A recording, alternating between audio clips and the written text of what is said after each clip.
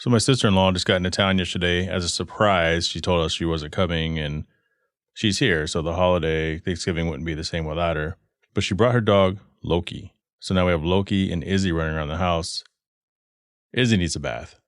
I got to make sure I give him a bath before Thanksgiving. Thank God I have Booster Bath, portable. Give your dog a bath anywhere. It's winter. It's cold. Even in Arizona, it can be a little chilly, especially for the little pup. Bring that thing inside. Set it up. Put it in the washroom. Boosterbath.com. Check it out. Welcome back to the Hard Parking Podcast. Of course, I'm your host, Jay Finning. Coming up on today's show, I'm visited. I have my first in-guest studio, Nathan Robertson, coming down from Seattle. Known each other for a few years. The guy has a lot of things to say. First part of the interview, guys, I'm gonna ask you to hold with me. He's a really techie guy, so we talk about his car, but I'm just telling you guys, just hear the passion, and I'm going to go ahead and prepare you. So he says C30. The C30 motor is the first engine in the NSX, 1991 to 96 NSX. Has a C30. I have a C32B. Try to keep up. When he talks J motors, he's talking about the motors, Japanese motors, but they're made here, and they're everywhere. So you're going to find them in Honda Accords and all sorts of different cars. So he's talking about doing a motor swap on his car, essentially. But then we get into the psyche, what makes him tick. The firm that he and his woman have going on, they're taking people off the street who have some inspiration, and they're showing them the way to how to turn their products into something tangible and offering them a service. I wish something like that would have existed, when I was 18, 19, because I had a lot of good ideas back in the day, and I just never did anything with them. Maybe that's why I try so hard on this podcast, to make it work, because I'm used to just giving up. So that's a big deal. Q&A segment guest, Shanine Alacia, author of Reaching While Teaching, the book, Reaching While Teaching, the podcast. She's an educator. Going to have her on. We're going to have a fun time doing Q&A. But you guys are really here. Show announcement. Finally have a Patreon. Patreon.com/Hard Parking Podcast. Join and support the show. You get access to some behind the scenes stuff and some unique items that are only available for the Patreons. You got to be interested in the title of the show. Defund the San Diego Police Department, Parking Authority. If you're in a position right now and you're listening to this and you're in front of a computer, maybe you're at work, go ahead and open up another browser and type in 3000 Mission Boulevard, San Diego, California. I'm going to need you to follow me on this. Pull up that address. Pause the podcast. Pull it up. Now, go to Google Maps and go to Satellite View. And what's going to happen is you're going to zoom in and you're going to see a parking lot. 3021, 3035 Mission Boulevard parking. It's on the east side. Muscle Beach parking is on the west side. Now, if you scroll out even further, you'll find that the only way to get to that parking lot is from the north. The only way to get to that parking lot is from West Mission Bay Drive. The only way to get to that parking lot is from West Mission Bay Drive if you're coming from the east, or if you're coming down Mission Boulevard from the north. That parking lot has two entrances. Pay attention, keep up. There's a north entrance and the south entrance. Now, I'm going to talk about my parking citation that I got September 4th, 2020, when we were in San Diego, which, by the way, that is my anniversary. So every year while my wife and I should be celebrating our anniversary, I'm going to think about this parking citation. So there's another parking lot right across the street. There's a parking lot to the northeast, another parking lot across the cove. Every single parking lot in the area has a big sign that tells you as soon as you pull in, sometimes before you even pull in, when you can and when you cannot park in that parking lot. I paid attention because I drove around looking for a place to park because we stayed in a vacation home north of this area, just a little bit north, a quarter-mile walk. Every single one. I can tell you that the street side parking right there says, do not park here Monday through Friday from 6 a.m. to 8 a.m.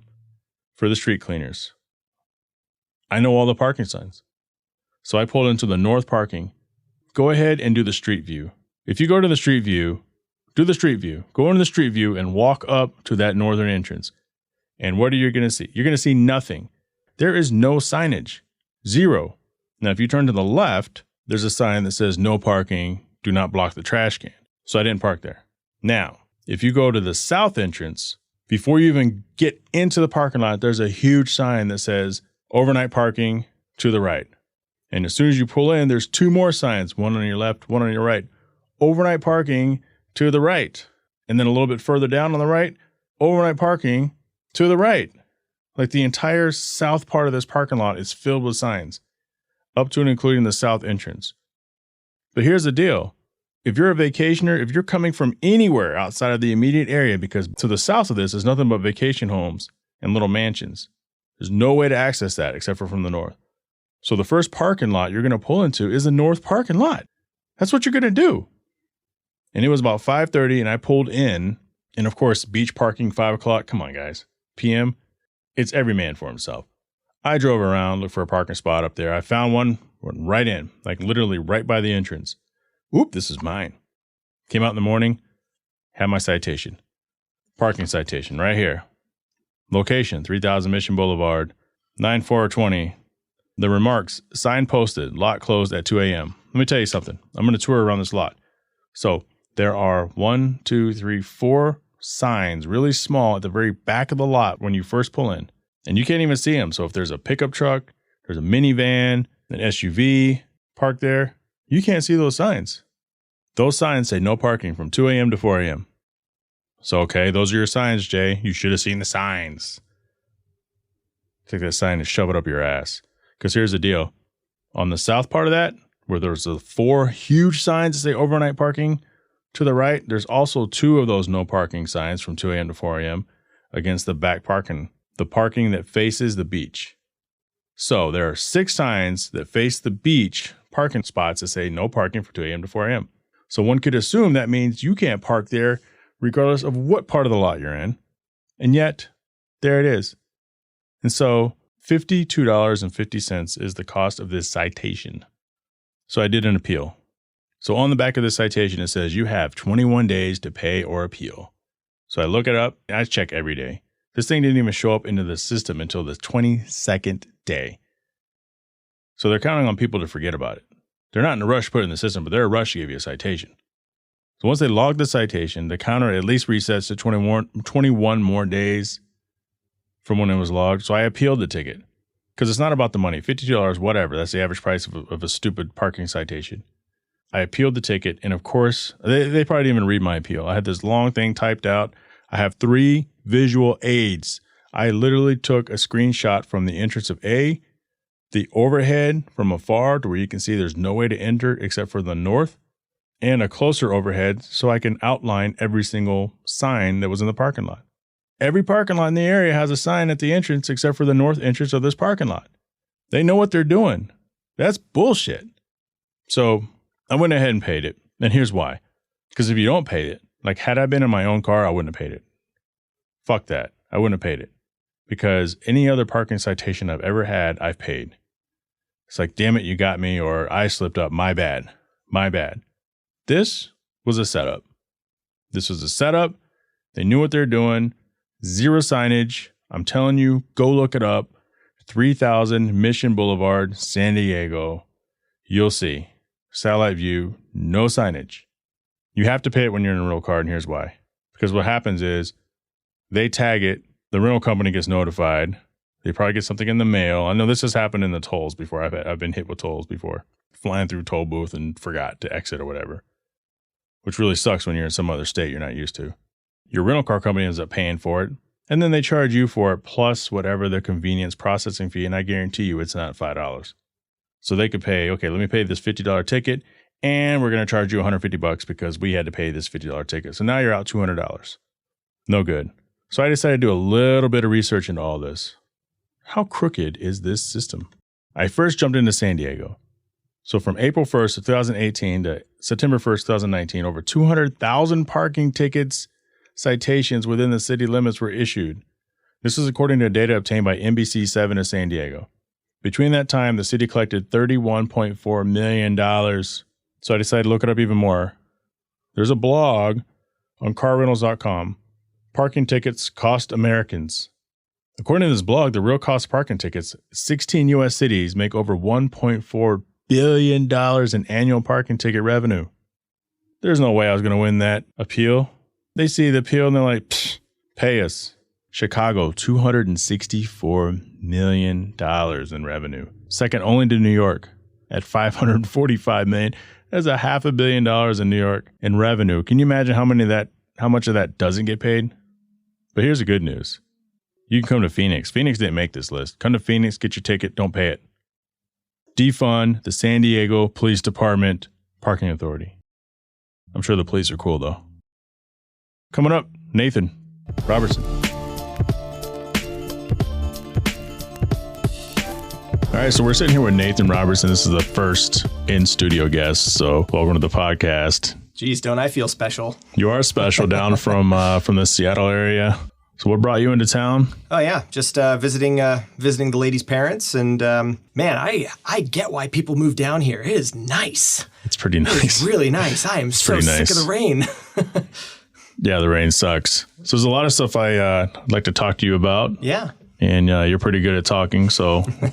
So first off, we met in 2015, I want to say, right, at NS Expo, Palm Springs. Mm-hmm. And you show up and you have kind of this wide-bodied, disheveled NSX. Oh, dude, let's just call it how it is. It was the worst pile of shit there, and you know it.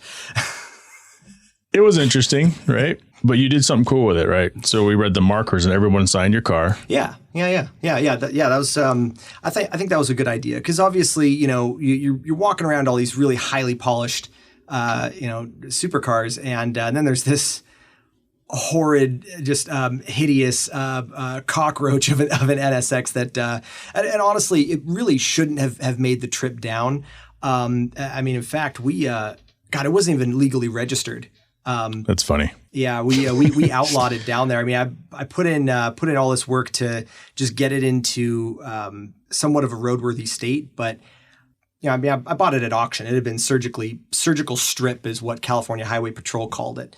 So it had just been stolen and stripped, and so I picked it up at auction, but wasn't able to bring it through Washington State Patrol inspection to get the title and registration and all that stuff done. So that was fun. I didn't tell Rachel until we were rolling through Oregon. I see a checkpoint up ahead. I'm like, babe, I got to tell you something. Oh, shit. Just act normal, be cool. Yeah. So no, it was an agriculture stop. They didn't really care, but that's hilarious. Yeah. And then, so in knowing that story, how did you feel? Were you a little self-conscious once you started looking at all the other NSXs? Oh God, most definitely. I mean, the only saving grace that I think I maybe had to back a lot of this up was probably the work that I was doing for the NSXCA to get NS Expo registration and all the IT stuff. We don't need to get into that, but I mean, I did I got all of that work done before I even turned a single bolt on my own NSX. So I think as far as those who were like following kind of what I was doing, following I wouldn't really call it a build. It was more like what can we cobble together quickly to get it down there. Yeah, that's kind of the SEMA mentality too, by the way. And we're going to touch on that in a little bit. I thought it was brilliant to have everyone sign your car because then no one could say shit anyway, right? Well, I mean, what I was explaining was that, look, the next time you see this thing, it ain't going to look like this.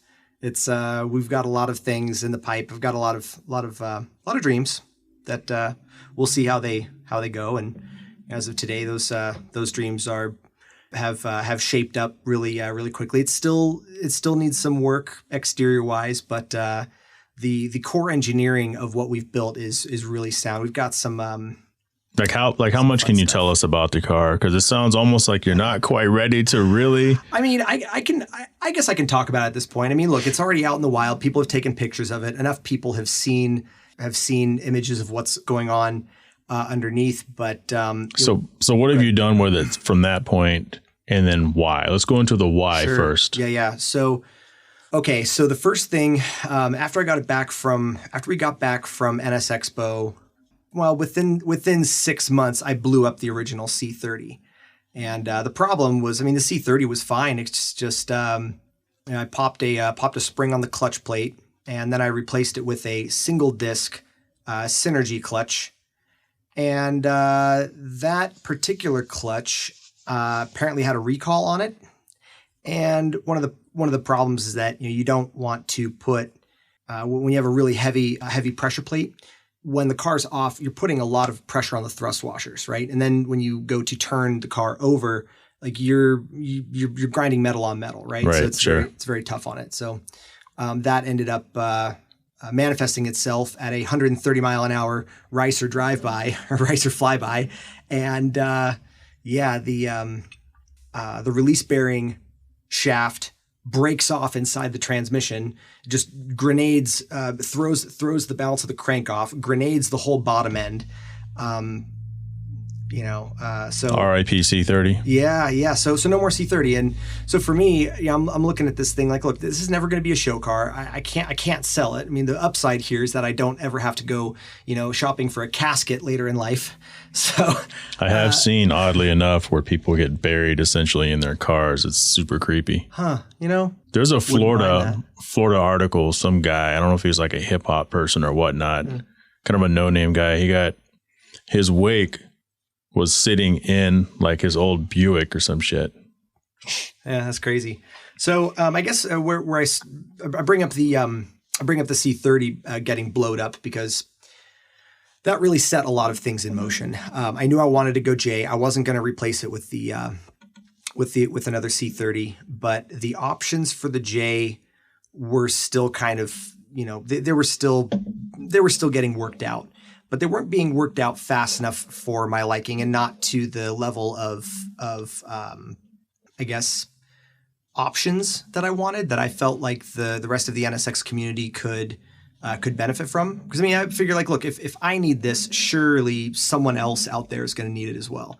One of the things that we zeroed in on here was engine swaps, obviously, but specifically the J35A8 out of the Acura TL Type S and I guess the Acura RL. The TL Type S is really the one that you want, though, and the reason being is that this engine is fully forged from the factory. I mean, it's not like the J32A2 where that's the commonly accepted NSX swap that most people do. The J motors. Yeah, but the thing is, the bigger part here was not just the engine block and the heads and the tuning and whatever itself.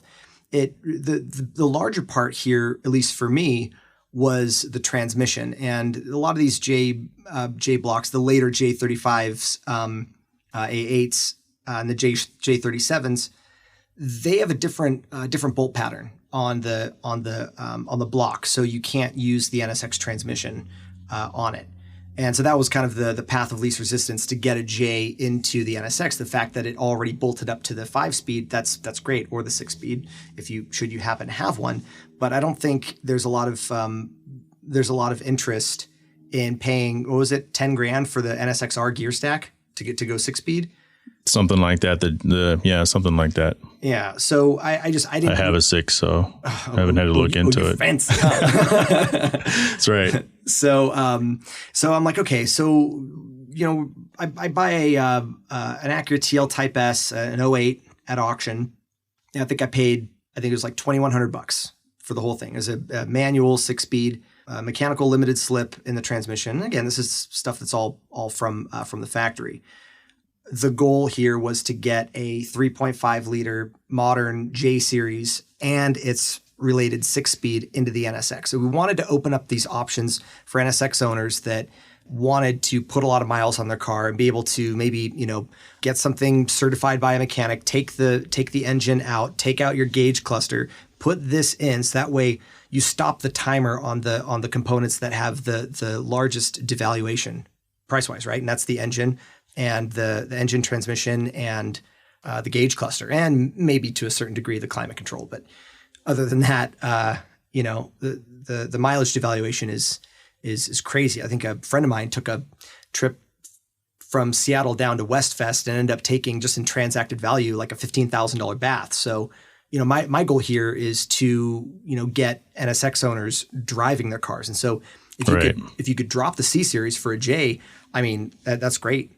So at this point, long story long, we now have a J35 A8 and 6-speed manual swap motor mount kit on the market, and it's not one of those kits where it doesn't adapt your original NSX mounts. It's a full on replacement. So it's nice. We've been I've just been beating the hell out of the car since we got that done. Was that 2 years ago? Now a lot of this stuff has been really done in stealth. This, Jay, this is probably the most exposure that we're getting. We still haven't really gone out to publicize it yet, although that's in the works as we realize that the light at the end of the tunnel is not, in fact, an approaching train. The motor mount kit's solid. We have an axle manufacturer. And I think the real beauty of this kit, too, is that we're using the original engine computer. So we don't have to go with an AEM standalone. It's got Honda drivability. And because it's CAN bus, you can use things like K-Tuner or Hondata. So what year is your car again? It's a 91. 91, Yeah. okay. A couple of years to get to that point, because I remember you hit me up well over a year ago. Like, hey, man, I got this cool project I'm working on, but don't tell anybody. I was like, how are you going to give me that shit, So you were just kind of leaking stuff to me. So at least now it's on the road, sort of. Is it legal? Oh, yeah. It's fully road legal. It's got full coverage insurance, and it's got current tabs. Yeah, no, it's legit. But you're not done with that thing, though. You have a lot of stuff to do. What can you share with the listeners? And this will probably be an NSX heavy audience for those people who haven't already hit stop because they can't keep up with the J motors. Sorry. What can you share? No, it's fine. What can you share with the listeners about your car? What makes it different without going into too much detail than my NSX? So, because I don't want to spoil anything in case you're still sitting on some shit. It's all good. I think the pictures are already out there. If you already knew where to look, then they're out there. So I don't mind talking about it. I was watching the first episode of the Grand Tour, and they started talking about four-wheel steering, and it started becoming more and more of a thing. You got Lamborghini, McLaren, Ferrari, and they're all coming out with new models with active rear steering. Ooh, cool. Right. And I'm just over here, slow clapping away. We're like, didn't the Prelude have that? Yeah. Congratulations, like guys. The 4th gen Prelude or something? The 3rd gen. Third gen, yeah. I was like, Honda had this shit like 30 years ago, like welcome to the party. Right. And it kind of got me thinking like, all right, well, from what I could find, it seems to be that the NSX was engineered with four-wheel steering in mind, but they cut it because of weight constraints. And we all know what Honda was doing at the time to make this thing as light as possible to beat Ferrari. But for the listeners here, we have added mechanical four-wheel steering from the 1991 Prelude onto the 1991 NSX.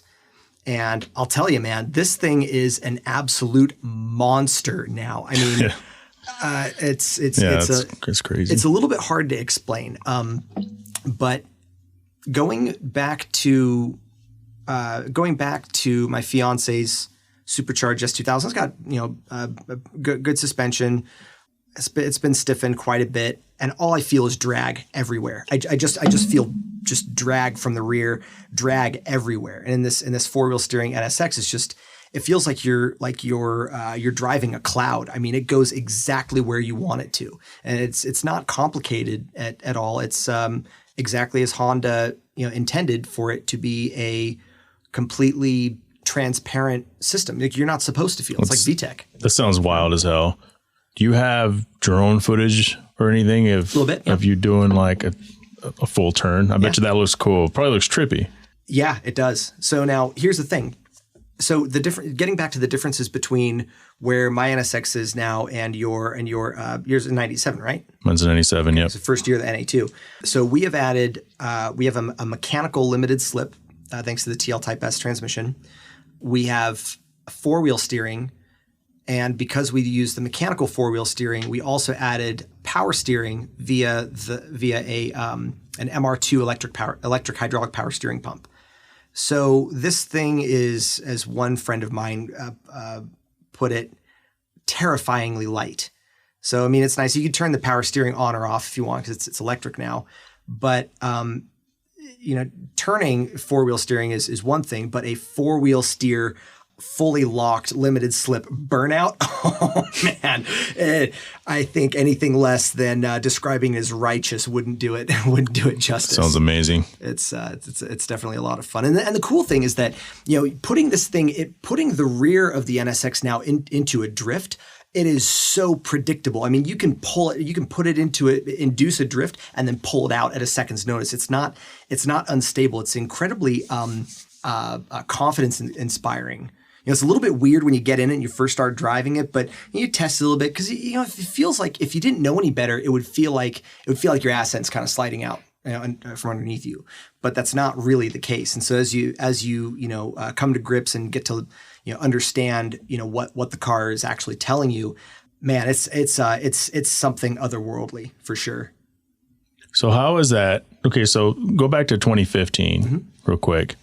Was this the concept way back then, or you weren't quite sure what the fuck you were going to do with it?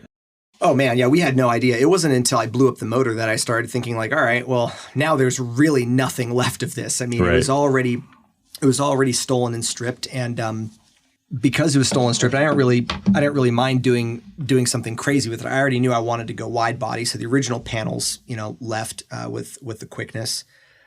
But after I blew up the C30, I mean, I was like, there's no way in hell that I'm paying to rebuild this. Right, this it's engine. Expensive. Ching. And the other thing is like, it's a beautiful motor. It's amazing. It really is a piece of art. And I didn't feel like it didn't really make sense for me to build something that I knew that I was going to destroy again. It just didn't sit right with me. Now the beauty of this is that if I go on a cross country road trip or something, and I throw a rod in Keokuk, Iowa, well, guess what? There's a J35 in a junkyard for a couple $100 somewhere, and I'm back on the road. Pay some hombres to help me swap this thing in, and we're back up and running. The parts are just everywhere. All these motors are made in America. So for me, it was a practicality concern. We do have some more things in the works. The motor mount kits are.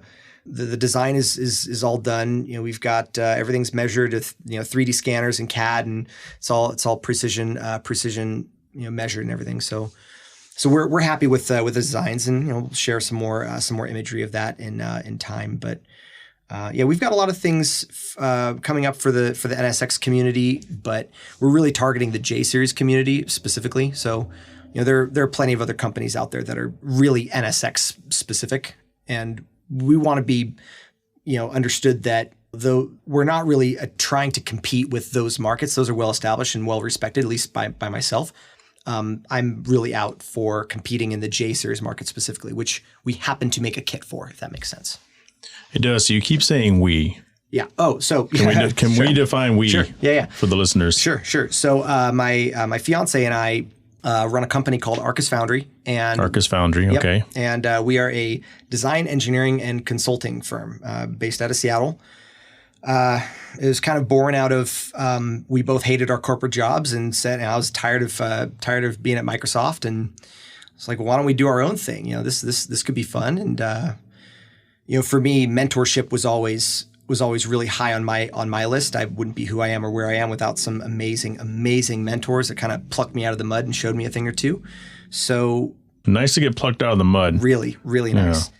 Well, so that's the thing. It's like if you find yourself in that position, you really kind of owe it to give back. I mean, so much so that we chose not to have kids to maximize that impact and effect. And so tying that back around with the NSX stuff, a lot of these parts have been engineered by interns that have been in school. We've gotten them school credit for building some of this stuff, and so it's been really That's cool. Awesome. So for me, it's just I got into Microsoft at 19.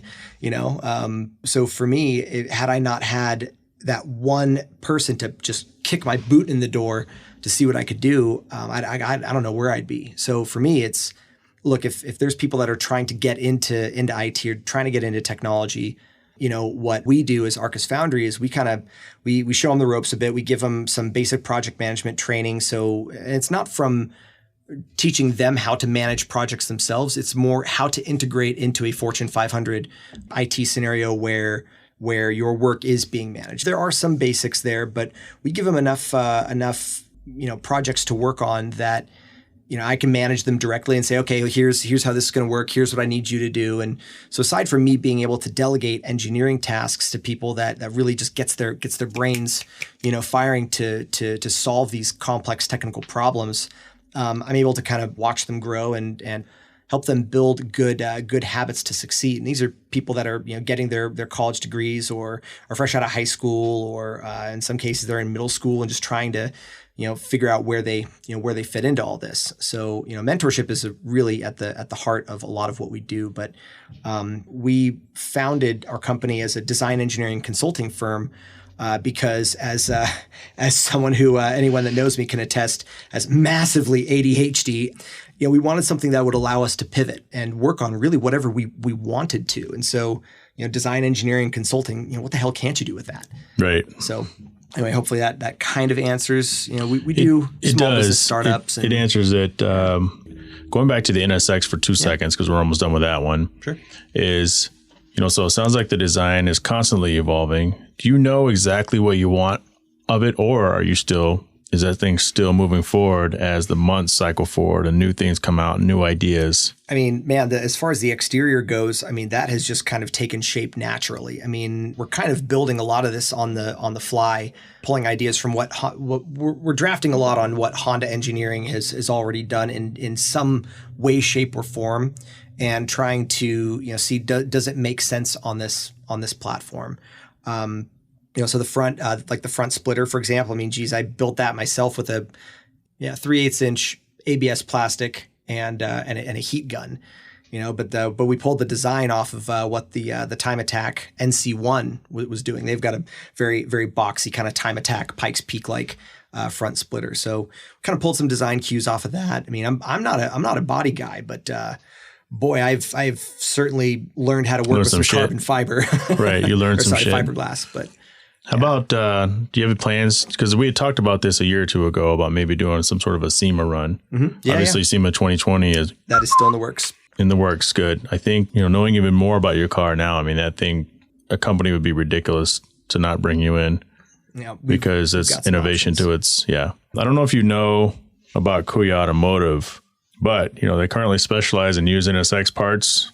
So you might want to pick something up. Yeah. In fact, for those of you guys listening, NSX owners, hurry up and head over to kuyaauto.com and inquire about group buy special pricing on Instagram at Kuya_automotive.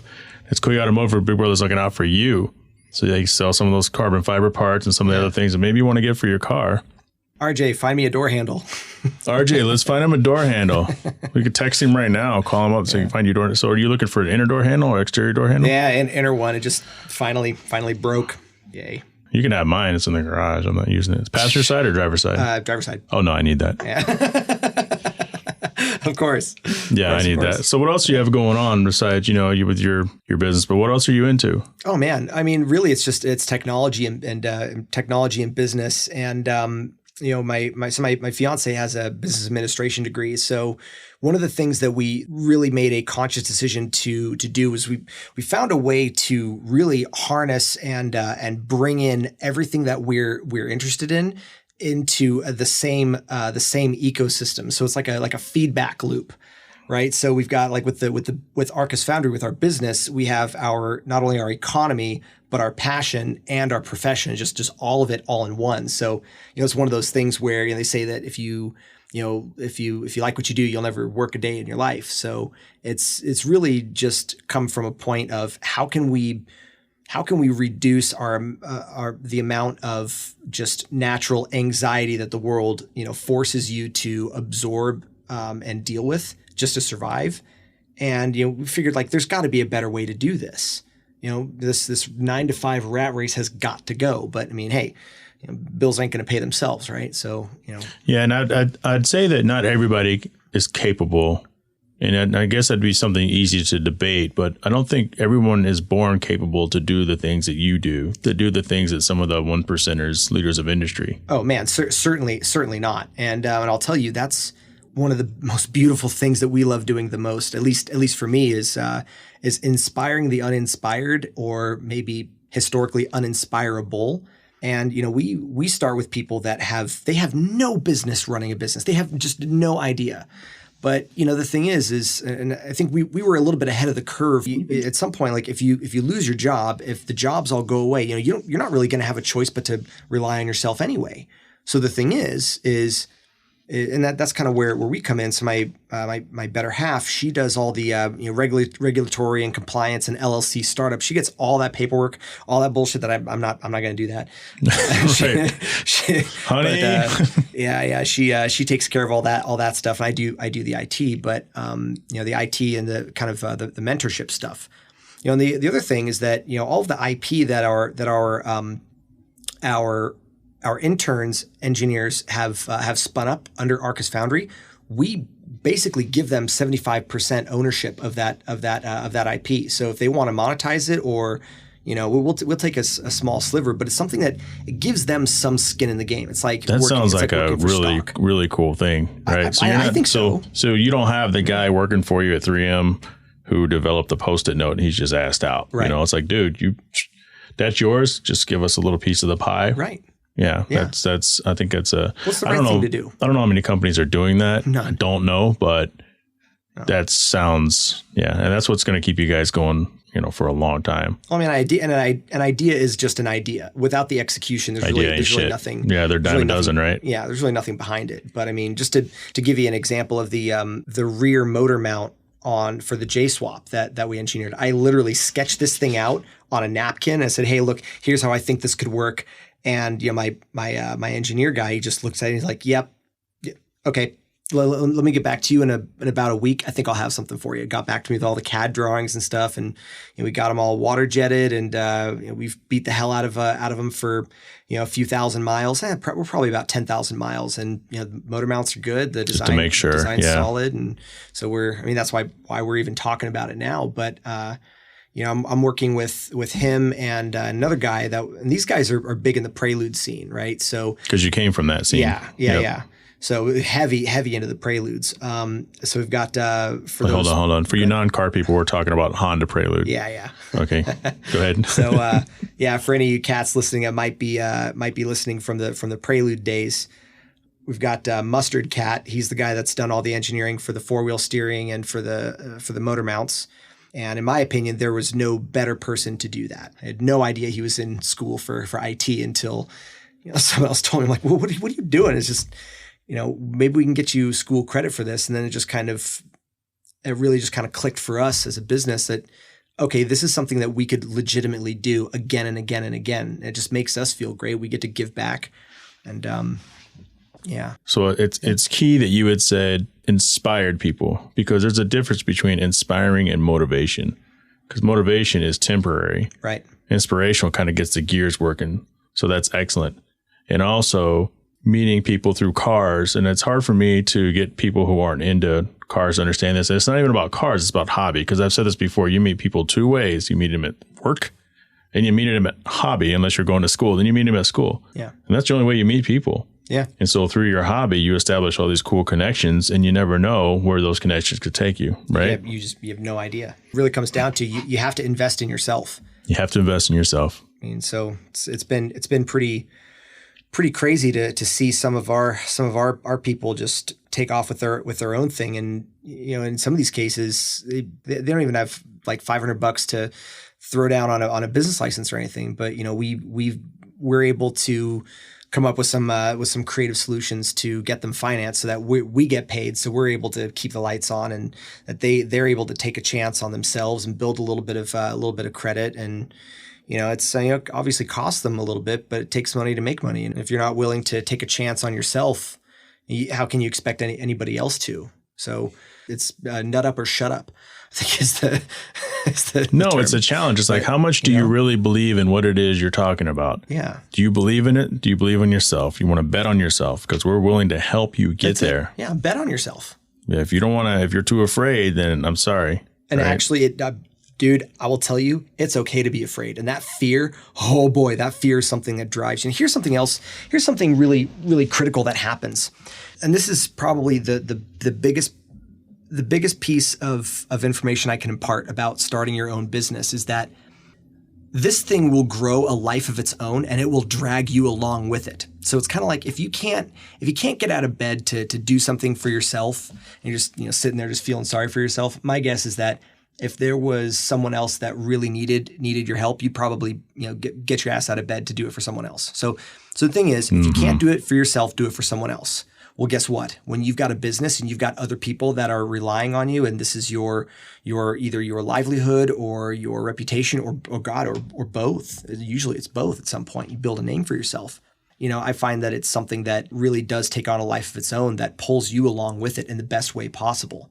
It forces you to move. I just find that beautiful because it really, really does give people the kick in the ass that they need to get moving. Time's the one thing that you can't buy on this world. You can't. So facts. Make the most of it. So a mutual friend had asked me about you. Does this guy ever sleep? Because you're up at all times. You're up at all times. And it makes sense because, you go at 100,000 miles an hour. Right? What keeps you going? Oh, man. Is it a fear of failure? Is it a fear of... You had mentioned something to me on the phone the other day about, is it ever enough? And it's a condition, right? Where it's like, it's never enough. You have to keep gathering, keep collecting, keep collecting the acorns. Yeah. It's, no, it's never enough. I mean, it's something like, shoot for the stars. And when you hit your destination, find another one, keep shooting again and again and again and again. Where does that come from though? Cause that's not, like we said earlier, not everybody, I believe not everybody is capable of being that person. Okay. So I think for me, and maybe this is getting, stop me if this gets a little bit too deep. I don't want to turn people off from the cast, but, for me, this is real talk. It's okay. Well, yeah. So I'll let you. And I'm really good at editing. Fair. All right. So for me, it's born out of a little bit of scarcity complex. So I grew up the youngest of 5 kids. Just if you know what powdered milk from the food bank tastes like, you have some idea. So it's not Fortunately, really, I don't. Not really great stuff. But boy, does it build a lot of character. And so you become and I didn't know any better. Growing up, it just was what it was. This is sure. I think my parents as incomplete people as they were, I do think they truly tried their best. But being a parent is not easy. And so I do give them as much credit as I can for doing the best they can as their own people. No, God, nobody's perfect. So there's only so much fault I can really place on them. They did the best they can, and so that being said, I'm here today, and I'm just grateful. I approach everything from a place of gratitude. But the thing is the world can be a pretty cold, hard place. I mean, just to put it into perspective. I mean, shit. I live in what I think is a nice place in downtown Seattle. We got a direct view. Basically, we can watch the Seahawks game from the house. Yeah, from our apartment. So it's really nice. I never thought I'd live in a place like this or have the opportunities that I do. But I have to look back. 20 years ago, I was sleeping in a tent outside of a trailer. Just wherever you are, you always have opportunity to grow and succeed. But damn it, you're going to have to bet on yourself. Like you really are. And so for me, like nothing's ever good enough. But to that point, I really kind of feel like I'm always walking a tightrope where I'm 3 bad decisions away from being on the street.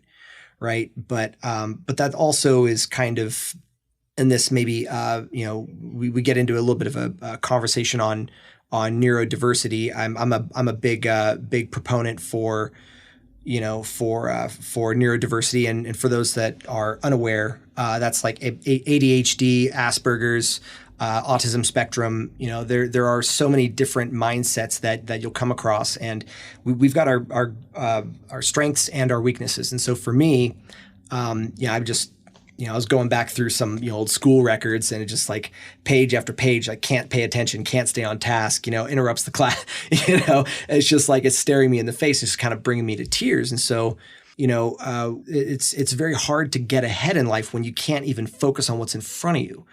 Right. And so it's finding my own path in this life has been, God, lucky for me. I mean, cars and computers is just what really clicked for me. But not everybody has that, and it's not uncommon for people to turn to to drugs and alcohol to just get a moment of mental silence. So I have a lot of empathy for what other people would just denounce. Oh, they're just a drug addict. I'm like, well, okay, well, I mean, come on. I mean, there's clearly a lot more going on here. It's just the scale is seemingly insurmountable, so it's a lot easier to just throw everyone into one category and then sweep them under the rug. But I think for me, I exited engineering entirely to become a program manager, and this was a deliberate move to stare into my biggest, most glaring weakness. In ADHD, you can't focus on shit, right? It's constantly you're grasping at straws. Ooh, pretty lights, right? Squirrel. Yeah, squirrel. Exactly. For me, it's picking out the things that you are really good at and finding your passion. Because, dude, for me, if I didn't find my passion, it was not getting done. It just wasn't getting done. I guess throwing this out there a little bit more. I mean, I graduated high school in my 5th year. I took 5 years to graduate high school with a 1.67 GPA. But dude, I had twice the amount of computer credits. I mean, so, I didn't go to college or anything, but I knew what I wanted and I knew what I was really interested in. And that was the thing that really fueled my fire and kept me going. It was a very, very analytical, very, very technical level of technical depth that I just latched on and wouldn't let go. So that was 1.6? 7, yeah. 1.7? 1.67. 1.67. Hey, I'm about to fist bump you, brother. 1.54 right here. So, it doesn't, it's easy to look at someone like that and be like, wow, you just really sucked at school. You're an idiot. Yeah, you're an idiot by the numbers. But I'm like, fuck, man, I'm an idiot. Checking in. Yeah, I couldn't concentrate on anything. So, and a lot of this is hereditary. So, looking at my parents doing the best that they could, it's like, well, no shit. There was so much that you couldn't get together. So, I think for me, coming back around to your original question, I apologize. This is taking so long. This is perfect. The sign of stuff of any ADHD person. Telling a story always ends in the apology. You squirrel around for all these different points, but yeah, I think for me, starting a business was the best thing that we ever did, because again, it pulls you forward and it forces that focus, right? You don't really have any other choice. There are some other tools that we use. Trello is an absolute lifesaver, and that's Trello. Agile Scrum methodology is huge, and this is actually what Microsoft and Amazon and Google and any tech company basically uses this. I mean, even construction companies are starting to use it. But it's a management framework that is really, really friendly for young people to assimilate into. It's not just for them, but it's basically to protect the business from employees that aren't getting their work done, and it's meant to protect the employees from management abuse. And being an engineer at Microsoft in the mid 2000s, I mean, dude, this was rampant. I mean, you hear about IT guys burning out all the time. I mean, it's because one of the problems is that you don't have enough representation or someone that knows what they're looking at. You can go to school and get a program management, project management degree, but if you're working in a technical sense and you don't understand the technical depths and you cannot speak that language, how could you act as a voice for the engineers that are actually building it? So it's very frustrating as an engineer, and in a lot of cases, a lot of these engineers are very neurodiverse. They're and I'm not speaking for all of them, so I apologize if I've offended anyone that does work as an engineer of some sort, but it's not very uncommon. And having been abused myself in a corporate fashion, boy, I won't stand for that shit anymore. So that's the other thing that really prompted me to become a leader in my field is because there are, without understanding, it's really easy to just cast people aside just the same as, oh, your 1.67 GPA, you didn't get your work done. You're stupid. It's like, oh, well, no, we didn't make our milestone to get this project done because you suck as a project manager because you didn't understand what was going on from a technical level that you needed to. And so finding the people that are able to communicate all of these things and be able to be the translation layer from the nerds all the way up to the C-suite executives is very difficult to speak both languages. And that's exactly where I have chosen to slot myself, because there's way better engineers than I am, way smarter people than I am. I can appreciate all of that. So my goal is to be a voice for them. Anyway, again, long story long. Sorry. No, that's fine. So you said something earlier also I want to kind of get back to Sure. of yourself. So because of your past, your scarcity complex, nothing is good enough. How do you prevent yourself from putting that on employees and other people you work with? Like, So- is there a challenge to stay away from that? So a challenge to put the scarcity complex on the employees.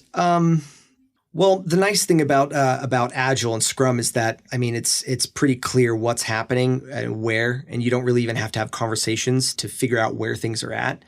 So it's kind of a self-repairing process. How about in your personal relationships with people, like friends, family? Oh, fuck, it did, man. I mean, I'll tell you. I remember the first time, and this might broach another heavy topic, but I mean, I have to put it out there that I think the first time I got called a privileged white male, I fucking lost it, dude. I got triggered so hard.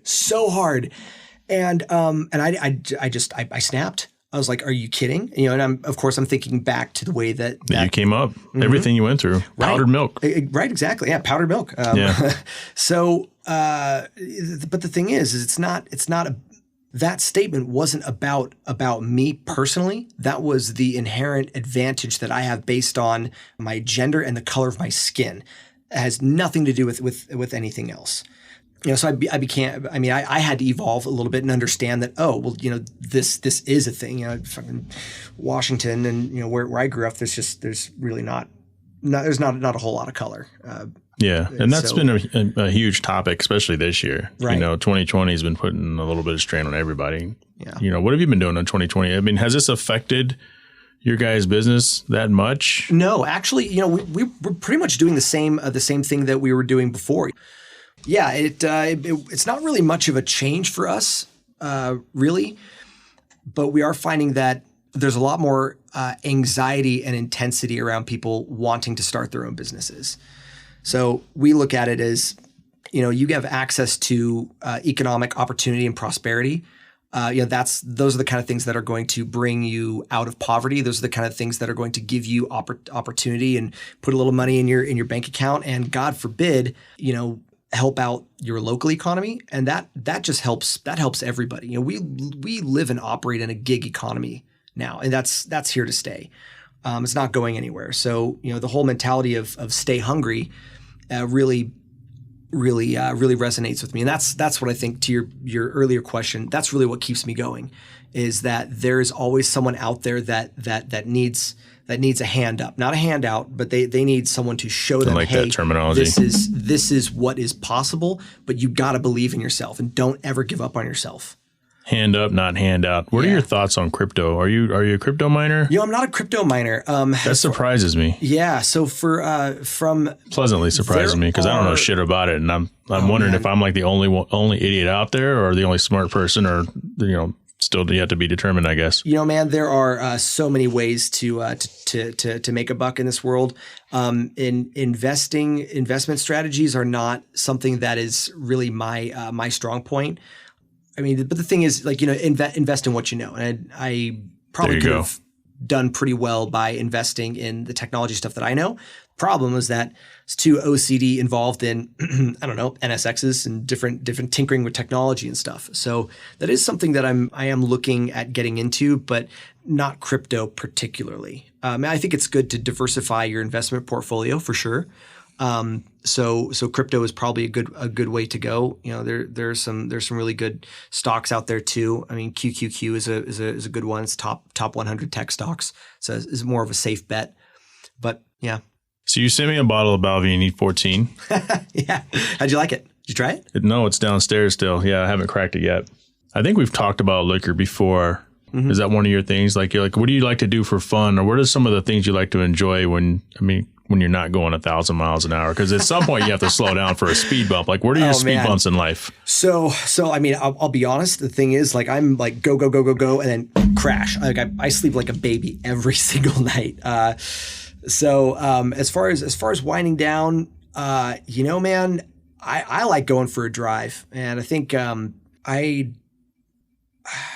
gonna come back around, touch on a subject, and I promise we'll get off it real quick. But one of the things that I think everybody can identify and empathize with, going for a nice spirited drive, listening to like just that favorite track or album that you've got, and just the whole world just goes quiet.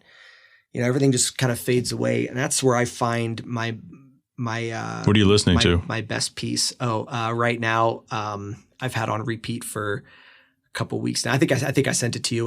Paul Oakenfold's Transmission, and that's a pretty good one.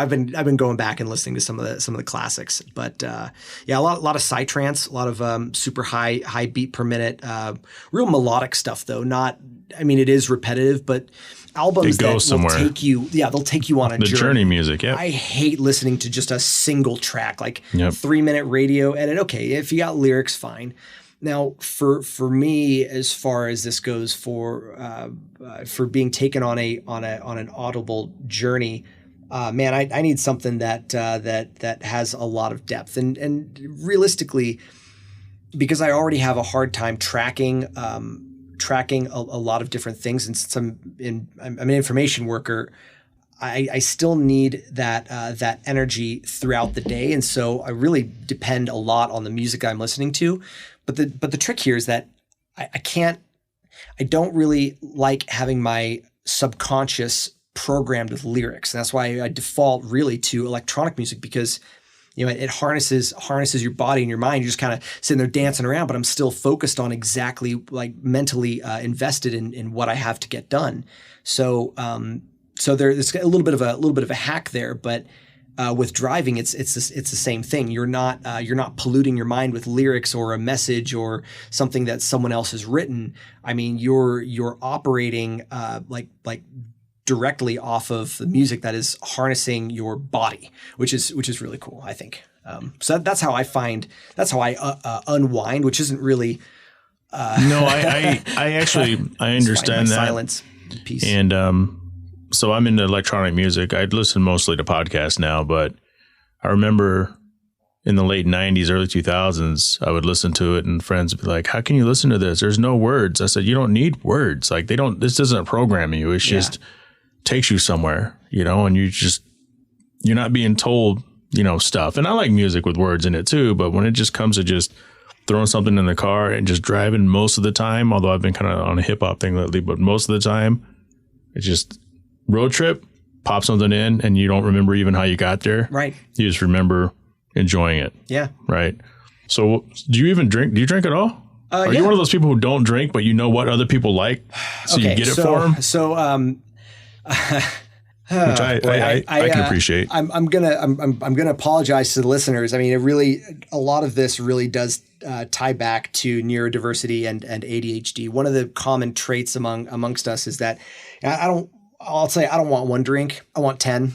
So I become very thirsty when I drink. And so what I've found is that my mental faculties, as I can feel myself begin to slow, it's a little bit uncomfortable. Think about like HAL 9000. What are you doing, Dave? Right. Yep. So it's kind of like that. But I do enjoy a drink. I do enjoy calming the nerves. It does have a nervous system suppressing effect.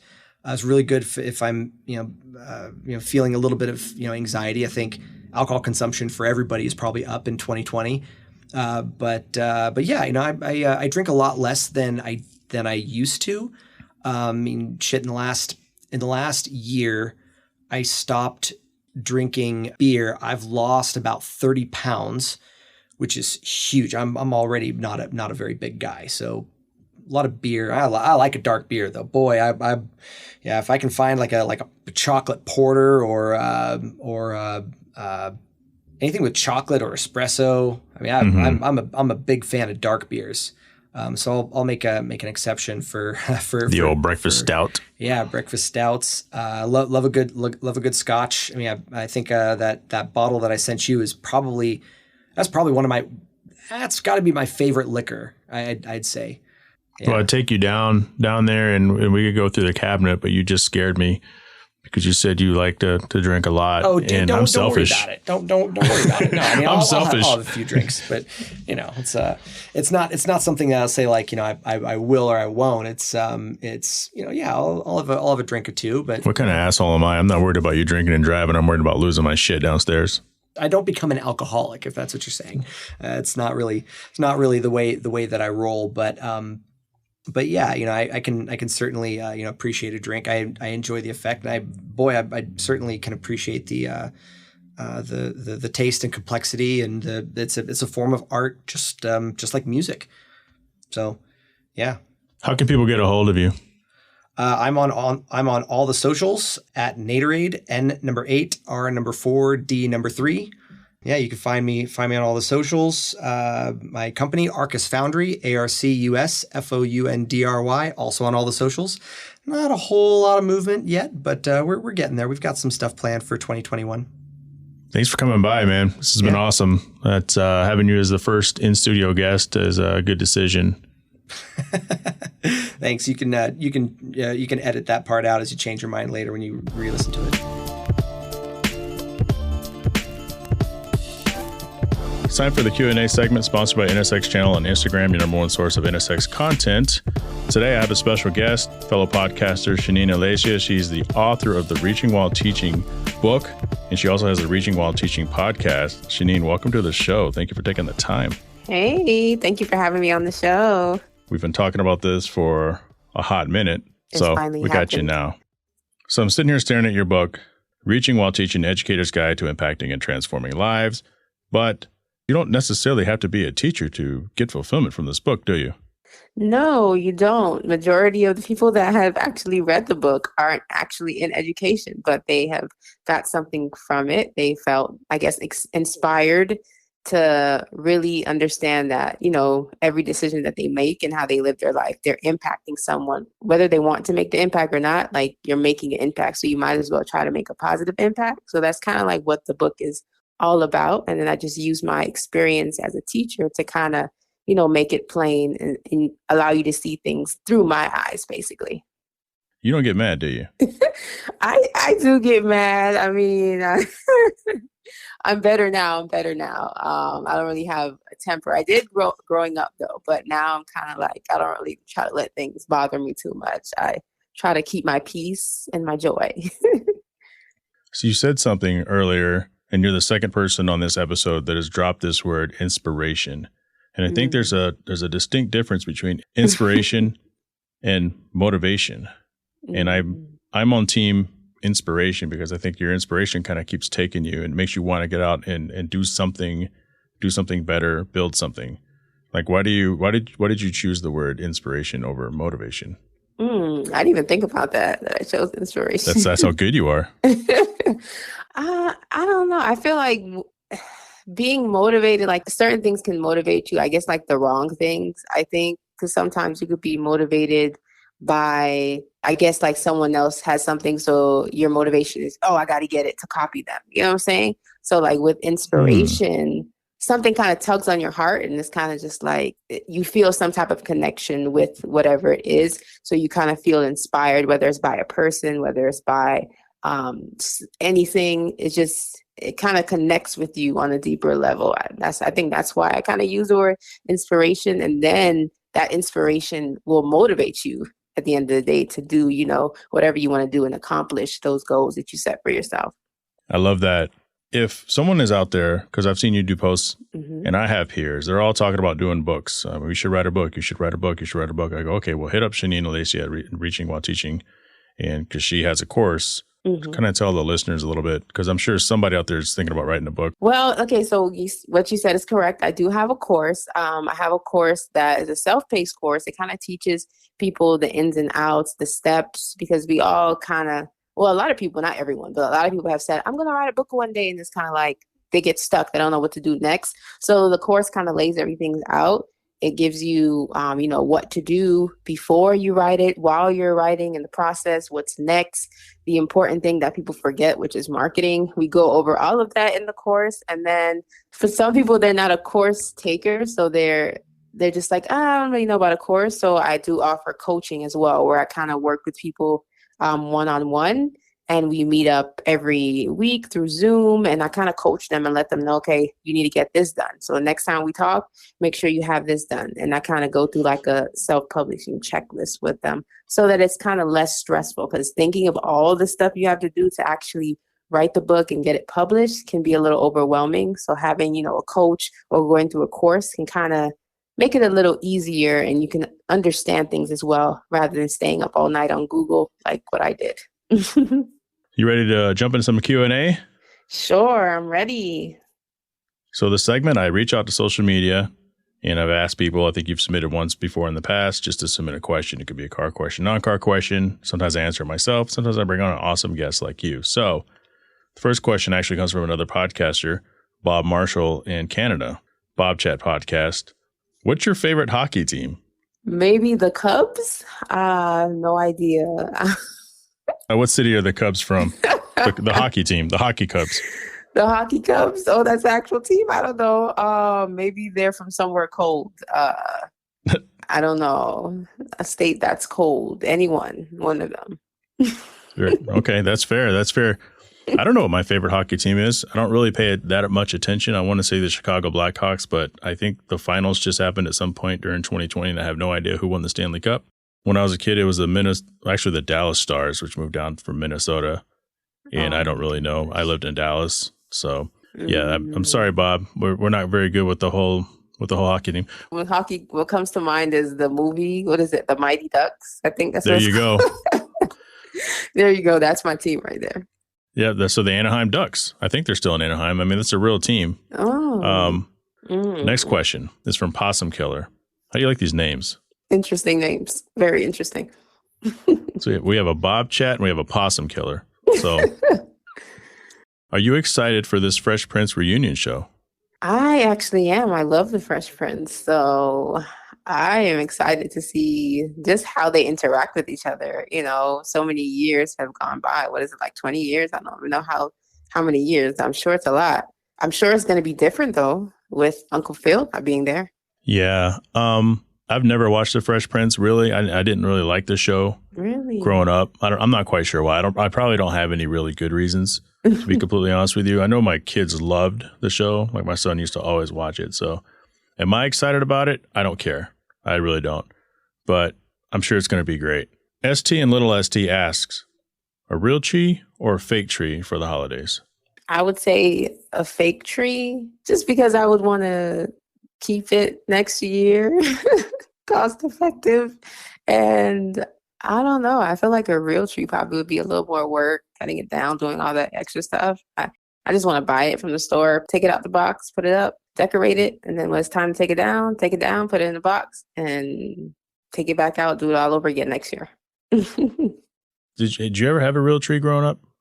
No, that's probably why I've never had a real tree. So we used to go out, and I used to work the Christmas tree lots when I was a scout with my father, but we used to go out every year, and he would go to some tree farm and cut the tree down, and it was like this event that we did every year. And as I got older, it's like, you don't do that. Like, you can go to Home Depot and buy, you don't have to cut the tree down. You can buy a real tree that's already been cut down for you. But I think one day we're gonna go out and try to get a real tree, but we're team fake tree as well for every reason that you basically said. Now here's a question from a friend of mine. I almost threw this away because I think it's a ridiculous question. Okay, let's hear it. But I'm going to ask you, do men still wear jewelry? Of course, men still wear jewelry. It depends on the man, and I think it depends on the jewelry as well. Obviously, a lot of them are not decked out as women, but jewelry can consist of a wedding ring. Jewelry can consist of maybe one earring. Jewelry can consist of like a watch or like a bracelet of some sort. So I think men definitely still wear jewelry. Yeah, I think he's talking about being blinged out, and that's a terrible question. Of course, men still wear jewelry. If they just turn on the TV or watch a video, or watch a sports game or watch a performance. That's Dwayne. Dumb question. Mm-hmm. Next question comes from Red's Ramblings. Who's your favorite comedian? Maybe right now, I really like Kev on stage right now. He's funny. I don't know if you heard of Country Wayne. I used to like him. He's kind of, yeah, he does more so skits now. But I really like Kev on stage. He's pretty funny. Have you heard of him? Nope. Really? I have to share his page with you. He's pretty funny. So I used to watch Comedy Central growing up all the time just to see who was on there and who was funny, like at night, kind of like you were saying, or Def Comedy Jam. But I guess for me, it's somewhere between maybe Dave Chappelle and Chris Rock. Like I don't really watch too much stand up anymore. For a lot of the other comedians, we went to go see Damon Wayans when he came. Was it Damon or Marlon? I think Marlon Wayans was here a year or two ago. And we were sitting up front, and he was just way too vulgar. I mean, I hate to sound like an old person, but it was like, this was just too vulgar for me. So I have to go with people. Overboard. Yeah. It's like, you don't have to really go overboard to make people laugh. Mm-hmm. But some people just think that, I guess. They're just not that funny. That's probably why. A lot of the women comedians are very vulgar. That's what a lot of people say. They try too hard. They try too hard. I'm just like, yeah. To me, Chris Rock is a little vulgar. He can be, yeah. But you said the thing about women comics, not me. I don't want to get in trouble. Like, yeah, it's okay. I can say it. This is a fun one. I'm going to see how you work with this one. The Limitless Production asks, what are the pros and cons of EV? I guess you can run out of, what is it? How does it, is like battery or something? You have to like. Yeah, those are definitely battery powered. So that might be an issue. Because don't you have to go to like certain locations to get it charged or to get it? Yeah. So that might be an issue if there's nowhere like nearby that has that. That might be a con. The pro is you might be saving more. I would think it should be energy efficient. It should be, you should be saving more money, like rather than if you had to get gas. So I would say that would be a pro, right? Come on, Shanine. Yes, that's a pro. I just figured you'd be like, but you get to save the environment. You're more green. You're talking about your own wallet. But yeah, I think not one of those. You're not a tree hugger. Yeah, no. I guess the pro is, it's more environmentally safe, I guess, because you don't have to go through the fossil fuels and stuff. I mean, but I don't want to say I don't care because it makes me seem like I don't care.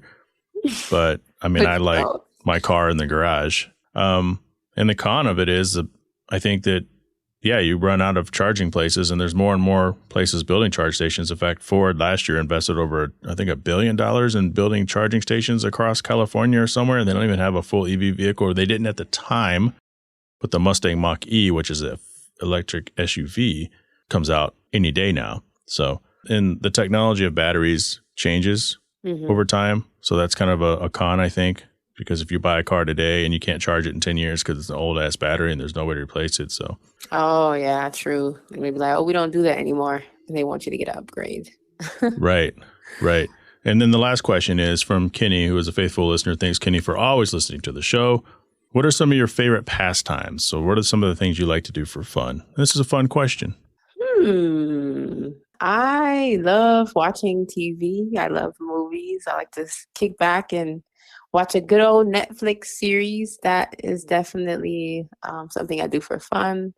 I like to read a good book when I can. It's really hard that I can just sit down and have time to read. But when I do, that's definitely something I enjoy doing. Movies, well, Corona messed that up. But I love like literally going out to the movies and seeing, like, especially when the new movie comes out. I like carnivals. Going to like carnivals, going on rides. I'm not as young as I used to be, so I can't, go on, those crazy roller coasters. Favorites. Those are my favorites here. Yeah, okay, they're all your favorite. You're all my best friend. What, you want me to narrow it down to one? No, those are good. I think for me, I'm going to steal one from you because I had a hard time trying to figure out right now what's things I like to do for fun, because literally all I do is work on the podcast and the YouTube. But going to the movies, like the blockbuster, those are things I always look forward to. Like, I'm a huge MCU nerd. So like when the next Marvel movie's coming out, you mark that on your calendar. Oh, yeah. And you're just like, I can't wait to go. So my wife and kids like to go to the movies, but they go more for the popcorn and soda, which it's cool that it's there. Can you go to the movies without any of that? I can go to the movies without any of that. Yeah, Because I don't go to the without movies for that. I try to bring my own food sometimes. So you use a Ziploc bag because you can't use the loud packaging. Yeah, you're telling yourself. What do you bring? What do you bring into the movies? It depends. So I've brought like Chick-fil-A in there before. So it just depends. I thought I was going to hear Sour Patch Kids, and you bust out with a value meal. It depends. If I'm real hungry, I'm not gonna spend $20 on a meal there. They are taxing. So yeah, I bring. That's smart. Put it in my bag. All right, Shani, thank you for joining the Q&A segment. How can people reach out to you? I mean, I'm going to put your info in the notes, and even after I get done talking to you here. But other than hearing it from you, they can reaching while teaching at that's the Instagram reaching while teaching. Yeah, so I have 2 Instagrams. You can reach me at Reaching While Teaching, or my personal one, Shanina Lacia, SHANIneALESSIA, or ShaninaLacia.com. And you can just feel free to say hi. I'm friendly. I don't bite. She doesn't get mad either. And if you need help, need some guidance on writing a book, she is your woman. Thanks, Shane. Thank you. Guys, the holidays are upon us. Thanksgiving's upon us. Had a couple big events recently. We just did my friend Mimi, who you've heard on this podcast before, and she's going to be back pretty soon as a guest and a future guest co-host. She organized this big event. So a few episodes I had mentioned, don't forget about me or anybody else. And this event was mental health awareness, suicide awareness. I invited a fellow podcaster, Paris of the Crooked Illness podcast. She came out and hung out with us and had a good time. And it was with a group called Reborn Social out of New Jersey. And so that was a pretty big event. We just did that last weekend. This weekend coming up, as in like tomorrow, because today is the 20th, we're doing the One Less event, One Less food drive with the United Food Bank of Arizona. We did 2 last year. This year, we finally got it down. And we realized the governor could shut it down at any time. So thank God the event's tomorrow. So at least we know we're going to make that event. We're all going to be social distancing, and we're going to assemble as many food bags as we can through donations and food bag assembly and cash donations so we can feed America. It's called One Less. Help make one less person hungry, one less child, one less senior citizen, one less family. We have a lot of success with it. And I do that with my One Auto movement. So you guys can check that out, oneauto_move on Instagram, oneautomovement.com. Need to update the website. Go and shop at the Teespring page. Like I said earlier, we have Patreon. Finally got to be on Patreon. Some big changes are coming with the Hard Trucking Podcast. Don't worry, you're still going to get the same me. I'm just trying to get my shit together. Special thanks to Nathan Robertson for hanging out. Shanina Lacia, Reaching While Teaching podcast. Gotta thank our sponsor, Wright Honda, out of Scottsdale, Arizona. Higher quality detail, Kuya Automotive, NSX Channel, Booster Bath, and 4Wheel Online. If you want to reach the show, you can hit me up at hardparkingpodcast@gmail.com. Follow me on Instagram, NA2NSX, or JTravels, JHA_travels. I can't grow unless you tell everybody how awesome this show is. So let's do this. Let's grow this thing together.